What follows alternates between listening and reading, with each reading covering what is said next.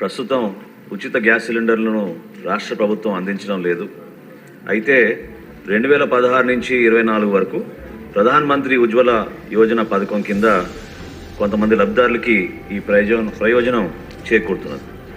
రెండో ప్రశ్నకు సమాధానం, కేంద్ర ప్రభుత్వం పిఎంయువై పథకం కింద 9,65,361 మంది లబ్ధిదారులకి మొదట ఉచిత ఎల్పిజి సిలిండర్తో పాటు ఉచిత ఎల్పిజి కనెక్షన్ కూడా మన రాష్ట్రంలో ఇవ్వడం అవుతుంది. అధ్యక్ష, ఎన్డీఏ కూటమిలో భాగంగా మేము ఇచ్చిన మేనిఫెస్టోలో ఖచ్చితంగా మహిళలకి ఉచిత గ్యాస్ సిలిండర్ల గురించి ప్రస్తావించాం. దానికి మన ప్రభుత్వం కట్టుబడి ఉంది. తప్పకుండా మూడో ప్రశ్నకు సమాధానం, మహిళలకి ఉచిత గ్యాస్ సిలిండర్ గురించి త్వరగా దీనిపైన నిర్ణయం తీసుకుని వివిధ శాఖలతో మేము చర్చించుకుని సభాముఖంగా మరొకసారి గౌరవ సభ్యులకి అందరూ కూడా తెలుపుతాం. అధ్యక్ష.